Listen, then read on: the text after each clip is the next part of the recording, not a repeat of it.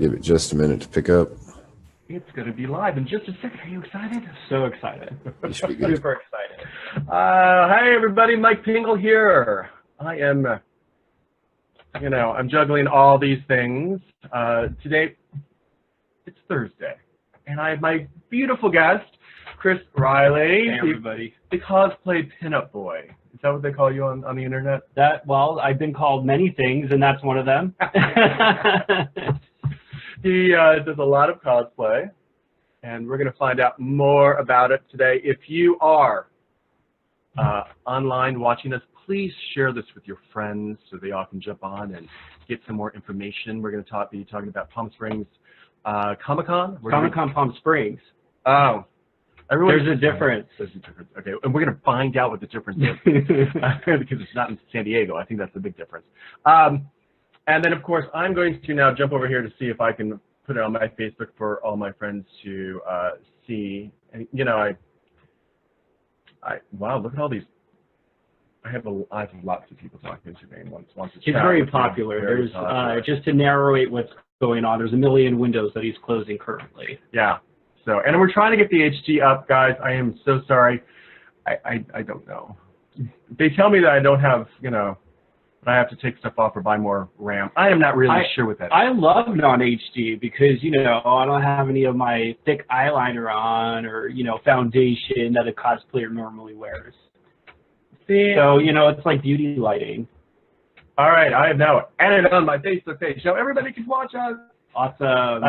Of course, you can watch all the time on BehindTheCurtain.tv. And so we're going to get into this. We're going to get really into this. I have cards again today, folks, because hard-hitting reporter I am. Are these cards against humanity? No. No?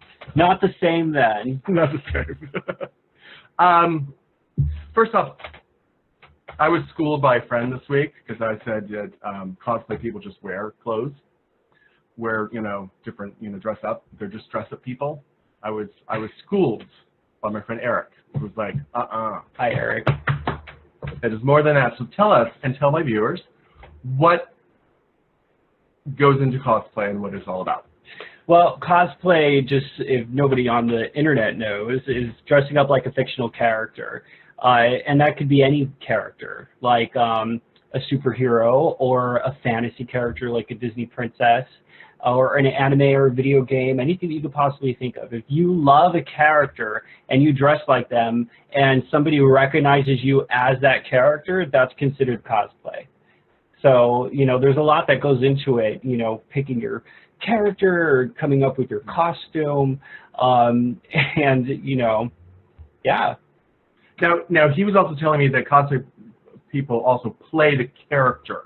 That not only do they dress up, like difference in Halloween, you dress up as a character for Halloween, but cosplay people also, if you're in Star Wars, you play Darth Vader or you'd be Princess Leia, in the world of a Comic-Con or something like that. Yeah, the play part of cosplay is a lot of acting. You embody that character, and it kind of gives you an excuse to portray the character that you love. So, yeah, I think that there is an element of acting when it comes to cosplay. Okay, so excellent. I wasn't totally off on that. What's your favorite character you cosplayed or played? I would have to say my favorite character I've ever done was Emma Frost from the X-Men. Wow. And at the time, there wasn't a lot of people doing gender swap cosplay, so to speak, is where you do the male version of a female character. Like right back here. Yes, like back here, this is male Princess Leia. I call him Prince Leo Brogana. This is like, you can just call me anytime. This model is actually Westifer, who has a podcast called The Westifer and Richie Rich Show. Oh. And he's a cosplayer, and he's super cool. He's a fitness instructor as well. I couldn't tell. I couldn't tell it is a fitness instructor. This is me as the gender-bent version of Sailor Moon. I don't know if there's any Moonies out there in the world, but if you're in Los Angeles, there's a fandom group called Sailor Moon Los Angeles. and they do parties and events and cosplay meetups. So this is something that I did with them, and it was actually a costume that was made by a cosplayer named Jimmy Sherfy, who does was very known for the gender bent cosplay in the cosplay world. Thank you, because I had mentioned it on my live, and I was like, I don't know who this is. You don't know. Thank goodness. Can't you tell by the heart and the tiara? I was just looking at the, anyway. Oh my, Moon, Prism Power! Then of course we have. Oh, this cosplayer, his name is Ziv. He's actually a cosplay boylesque dancer. What is that? That's when you dress up as costumes and you do like a strip routine. But instead of like being, you know, a hooker stripper, you're more like a dance. Character stripper? Well, I know, right? It's more like a erotic dancing. So it's an art form, and that's what he specializes in. And my favorite, he's performed for me at my nightclub events, and he does an amazing number as Bob the painter. What was his name? Bob Ross? Oh, come on. Oh, you know the guy with the big giant fro who used to sit in PBS and say, no, this is a cloud. So I see those all the time. I was like, I can totally paint. I can totally paint. So he does the most sexy version of that person, and you would never expect it to be sexualized. We're going to have to find out more about him and find out where it is. And of course, that is from Agents of S.H.I.E.L.D. from ABC, one of my favorite shows. Yes. So I couldn't remember that out either when I was doing my live promo for the show. So where did you grow up? Now we're going to get personal here. Oh, personal. I actually grew up in the LA area, like in San Pedro, like Long Beach, you know, Torrance. So I grew up nearby where they filmed Buffy the Vampire Slayer, the high school. Who does not love that? It's my one of my biggest fandoms ever. And you know, it's a beach city, and it's kind of like it's outside of the Los Angeles bubble. When you think of surfers in California, you're really thinking of like Torrance and Hermosa and things like that. But a lot of people, when they think of LA, they think of like, you know, hey, we're models and actors and everybody's like, you know, beautiful and shallow. And, you know, we grew up right outside the bubble of that. Okay. So that gives you a different perspective of LA? Or it does. You know? You seem much more normal than really? Oh, LA well, people. then you don't know me that well. Because I am anything but normal. These are so randomly put in here. How does Halloween compare for you to Comic-Cons? Okay. The thing about cosplayers in Halloween, it's like on this episode of Buffy where they have a Halloween episode and all the vampires stay in that night. They don't even go out. They're all like, oh, that's our day off. You know, Halloween.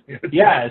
So, you know, for cosplayers, Halloween is the same thing for us. We're in costumes all the time, every single weekend of the year. So tiring. It's exhausting. So Halloween is our time to relax and put on just the schlubbiest costume, the easiest thing to walk around in, and just have fun because we don't have to be high maintenance at night. A lot of people put so much effort into Halloween, but we put our effort into conventions.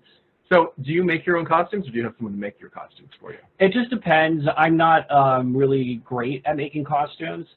So what I usually do is I commission them from people. Okay. Like Perry Meek, as an example, he's made all of my quote-unquote famous costumes, and he's the designer that does all the famous costumes. Keep going.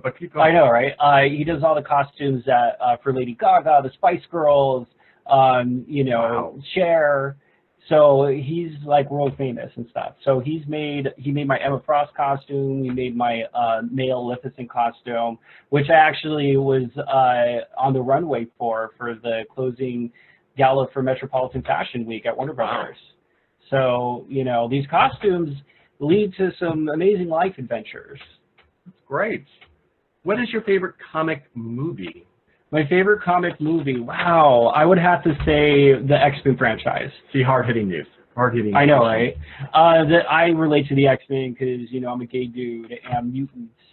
You know, it's like a parallel with the LGBT storyline. And are you enjoying the twists and turns they've been doing with the movies? Because in the first three, they're really just originals, and now they have the young kids, and they're transferring, and they're going backwards and backwards. Which is great for the comic books too, because you know, for the movies, it's going to fall in line with the comic books, I think, more and more, where you're going to see younger kids at Xavier's Institute. In the Marvel comic books, you know, Wolverine is a headmaster now, you know, of Xavier's school, and you would never expect that. But he's the one that's in charge of all these kids. Now But go ahead. Oh. Now, PG show. No. Right. That, I think, would be a very interesting story if Wolverine took over the school and had to be the public face of Xavier Institute in the film. But is Hugh Jackman ever going to come back? Was that his, like, last thing? Oh, that really depressing Logan one? Yeah, which I don't hate me out there. If you're going to take away my geek card, I have not seen it yet. What? I know. There was a few movies I haven't seen. You know, honestly, I really liked this movie. I liked his acting. I loved everything, but it was just so... depressing? I don't know. I didn't see it, so you have to tell me. Yeah, it wasn't like a fun Marvel. Yeah, it was a very dramatic Marvel movie. Yeah. And everyone's going to hate me, and maybe I'll get hate mail from this. Well, okay, now, Logan, was that Marvel or was that Sony? Oh, well, Marvel or Fox or whatever, because they own the rights to... Yeah, but Marvel has such a big hand in what they do. Yeah. They don't allow people just to willy-nilly do what they want. Hopefully Marvel will step in and give more hand jobs. Because they have a hand in what they do. No? No? Anybody? You said hand jobs on my show. Hand jobs. What is your first cosplay experience? What was your first time of you getting into that? Oh my gosh. My first cosplay experience was I created a comic book series. And it was called Lucky Legendary. And I had a bunch of my friends portray the characters that I co-created. And my original character was Captain Lucky. And I would dress up in this costume that looked kind of very, you know, gay twink BDSM. And you know, nobody was doing anything gay at the time. Everybody was in the closet. So I wanted to be visible, you know, as a gay guy. And, you know, the more visible that we are, the more acceptance and empathy that comes from the general public. Absolutely. And, you know, eventually things changed. But I did that. I went out to conventions as that character, and I think it was Long Beach Comic-Con maybe. It was so long ago. It all kind of... You were a baby. I was a little baby twink. Is that how you got to be a part of Prism Comics with your... Yes. You know, I think it was around like 2005, and Prism's been around since 2004. Mm-hmm. And I joined up with them because there really wasn't another home or representation for LGBTs in pop culture. Yeah. And on the convention circuit, Prism Comics was the only place that, you know, we could call home. Yeah. So all the LGBTs usually gather there and always come back to the booth and that's kind of like our watering hole meeting place. But since then, they have, you know, been a dominant force within a lot of these conventions. Like, for instance, Comic-Con Palm Springs. We are going to be over there next weekend, actually. Yes. So, and Mike, you're actually on a panel, too. There's going to be... See me. Yes, there's going to be more presence for LGBTs. There's going to be 6 panels or 5 panels, I believe, wow. That are all LGBT themed, including male cosplay pinups, LGBT cosplayer panel. And I thought I was the only unspecial one. That's not. You're on the Queer Eye on Wonder Woman panel, which explores, you know, LGBT viewpoints on the genre. Can't wait to see what I'm wearing, huh, boys? It better be something cool and cosplay looking. It's gonna be fully clothed. Oh, okay. I can't scare the kids. And we're throwing the official LGBT after party at Chill Bar. I'm actually bringing in a lot of my male cosplay pinup talent to go dance. And when is that going to be? That's going to be Saturday the 26th at Chill Bar. And like I said, my pinup boys are going to be go dancing and doing cosplay boylesque. So it's going to be a very special event. Yeah. That's going to be fun. Mm-hmm. I'm sure I'll drop by, too. I think Linda Carter's... yeah, so Linda Carter is going to be performing a few hours after our panel. My friend. Hopefully Linda Carter. Hi, we'll see you soon. We'll talk about that a little bit more. I have a couple other questions about that. I already did that one. I I know. Look at all these questions. Yeah, my assistant didn't really put these in any good order. He's pretty much fired. Advice for a new person wanting to become a cosplay person. Let's say someone is like interested in wanting to do it. Yeah. How would they put their maybe foot into the water? I think the best way to put your foot in the water, so to speak, in the world of cosplay is to develop friendships with people that are already in the cosplay world, or just get your group of friends together and decide to do group cosplay. It doesn't matter how awesome it is. You can't compete when you're just starting out. You're just doing it to have fun. Pick a character that you love to portray, and if you're there with friends, you're going to have a magical experience, and you're going to get hooked, and you're going to want to do it more. Okay, maybe I'll dress up like Wonder Woman. Yes, do it. Also, my assistant can't write clearly. What do you do? Oh, you have a calendar. Don't you produce a calendar every year? No, but I do produce male cosplay pinups every single day of the year. What is that? What is that? Every single day I release a new pinup, so I'm working on it every single day. So are these the old people, or do you do exactly a new person every day, or? I usually cap each look out at 6, so I'll do 6 images of one look on a cosplayer. Okay. And, you know, usually when we do a photo shoot, we're taking like thousands of images, and I just kind of narrow it down to the top 6. And when do you, how many times do you do a year these photo sessions? And if someone out there wants to be, you know, oh yeah, cosplay I do about 4 photo sessions a month, and if I'm going to a convention, I'll set up even more. Like at San Diego Comic-Con, I probably had like 7 or 8 photo sessions. So with that, do you just take people on this who already come in dress and wants to do photos, or do you set those actually up from people? Most of the time, it's cosplayers that have their own costumes already, or performers that have their costumes already, and I tell them to bring 3 looks. You know, if they only have 2 looks, you know, maybe I'll scrape something together from what I have and give them the character that they like, you know. But yeah, if you want to get involved, you just have to email me. And do you have a favorite cosplay dress-up person you've taken a photo of?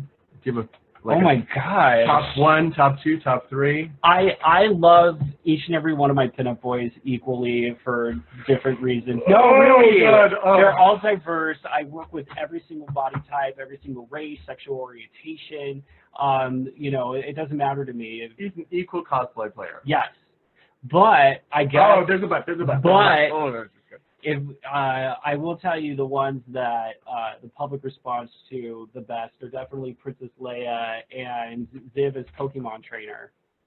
Yeah, I don't think you sent me the Pokemon trainer. Oh, well, if you want to check it out, you'll have to go to my Instagram. Because he sent me a group of photos. I was like, yes, and a yes, and a yes. So,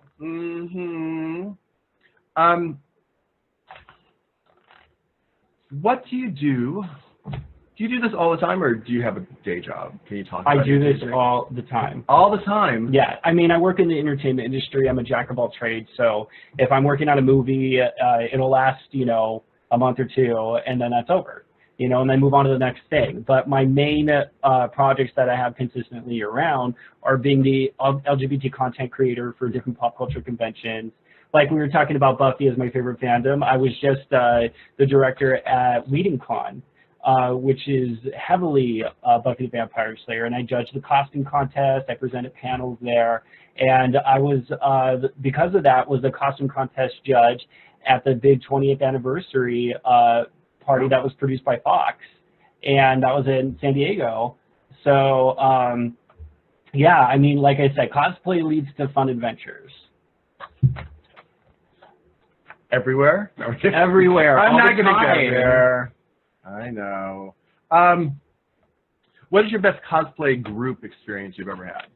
Oh my gosh, my best cosplay group experience would be the Legends. When I first started cosplaying, my group of friends, there really was maybe like 10 to 12 girls, maybe a couple guys that were cosplayers at conventions. And that was it. And they would just travel to all the other ones as booth babes. But my group, you know, we came in and we just did our own thing. We just did our own characters, and everybody was fascinated by it. They didn't know the characters, but they were fascinated because it was a group of us, and we were having so much fun, and they were attracted to that. And I have lifelong friendships with them. I'm going to meet my friend Chandler. It's okay. It's okay. Fine. I'm dying, people. That's why you don't drink water on live television. Yeah. It goes down. It's not you. It's not you. You're clumsing me. Chris is clumsing me with this wonderful story. Keep going. I'm sorry.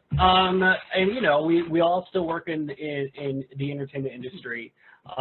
You know, my friend Jen, who played Justice, is you know, doing acting, and she's getting married to Casper Van Dien, who was like that Starship Troopers dude.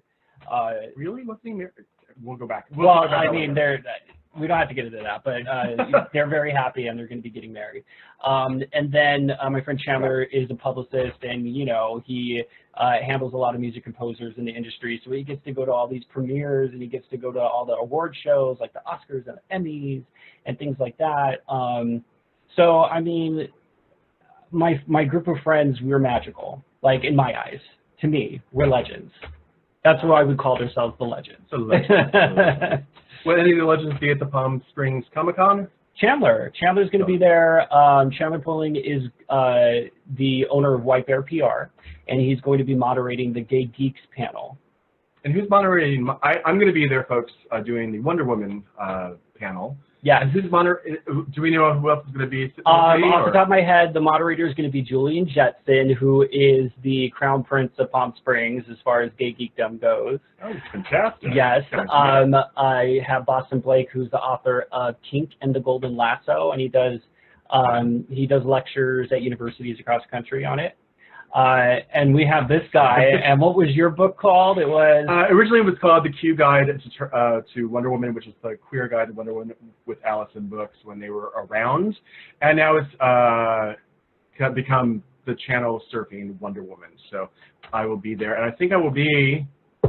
I think we're talking about I'll be signing at Prism booth also. Yes. Before or after.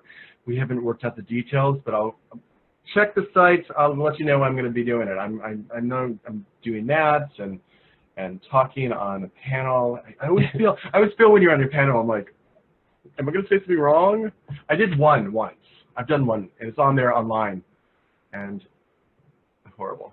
I was horrible at it. Well, I'm excited for all my panels. I don't know why, though, they put them all on Saturday, back to back to back to back. So I'm not going to have a break. I'm literally maybe have like 20 minutes to get food and then go to the after party. No Linda Carter for you? No Linda Carter for me. Hopefully I'll be able to sneak in and see some of the show. Yeah. Like I would love to see Linda Carter perform. She does a great jazz performance, and my friend Jen, who we talked about earlier, actually got me a signed CD from her. Oh, so I've listened to it. I love her jazz. I don't have anything signed by Linda. Nothing at all. Not yet. Okay, let me see if we have any questions.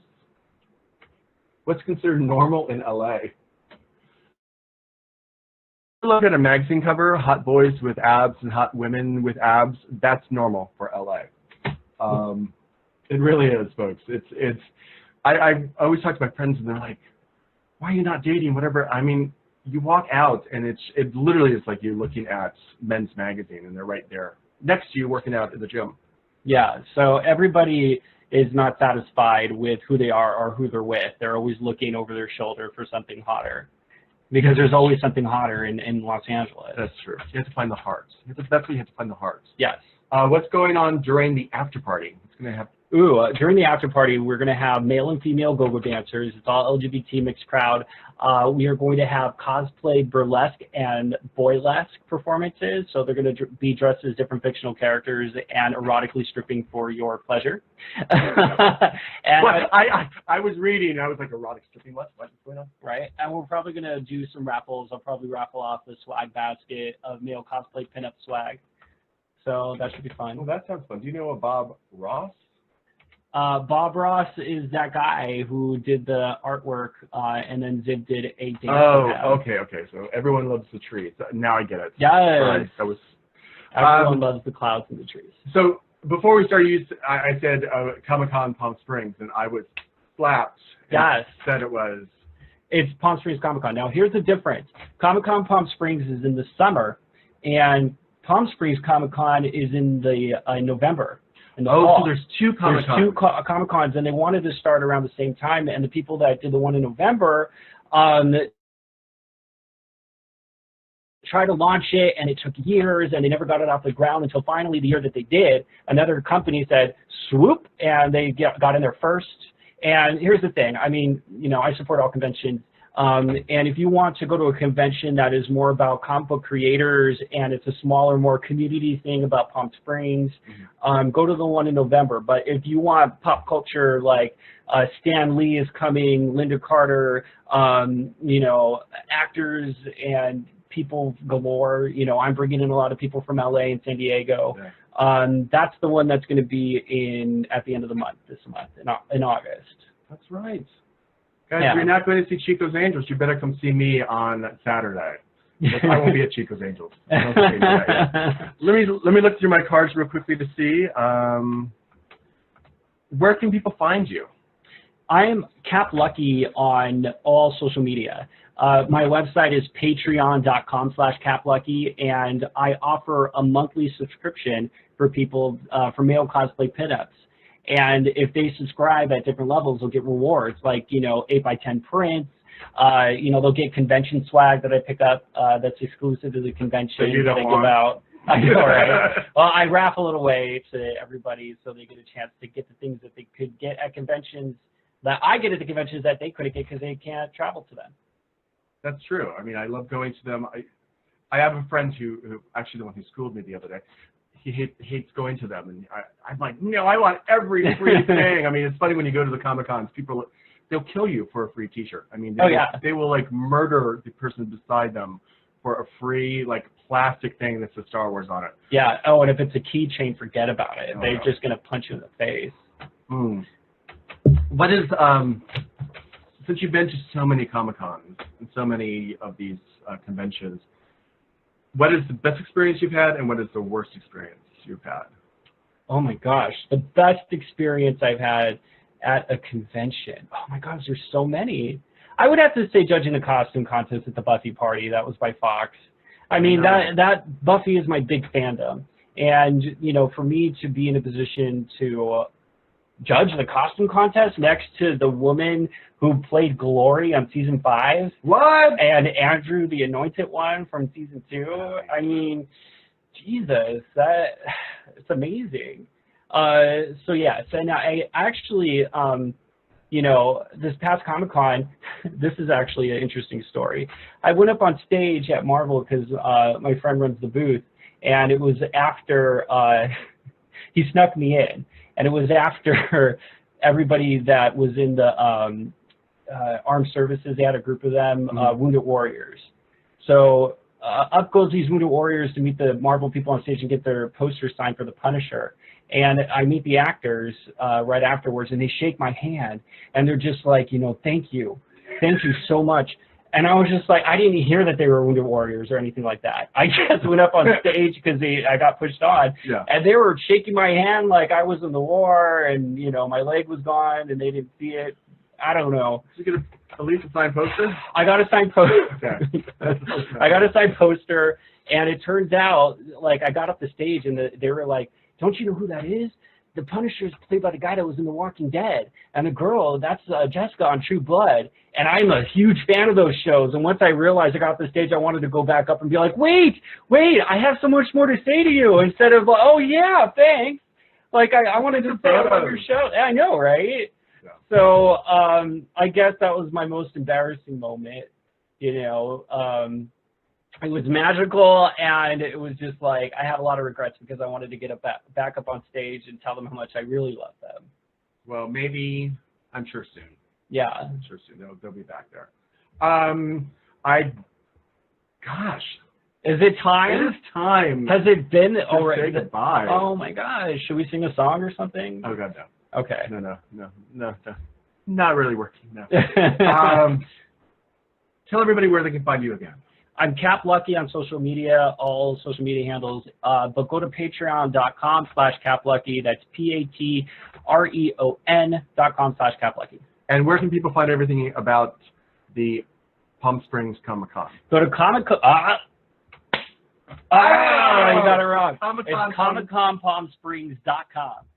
ComicConPalmSprings.com. That's right. If you're there, come see me. Do you know what the time the panel's It's later in the afternoon, off the top of my head. Yeah, it's a few hours before the Linda Carter concert. A few hours before Linda. So we'll have to see if Linda can drop by. Oh, anyway, I love that. We are going to say goodbye. Thank you for watching Behind the Curtain .tv. Please sign up for all the celebrity signings if you're interested.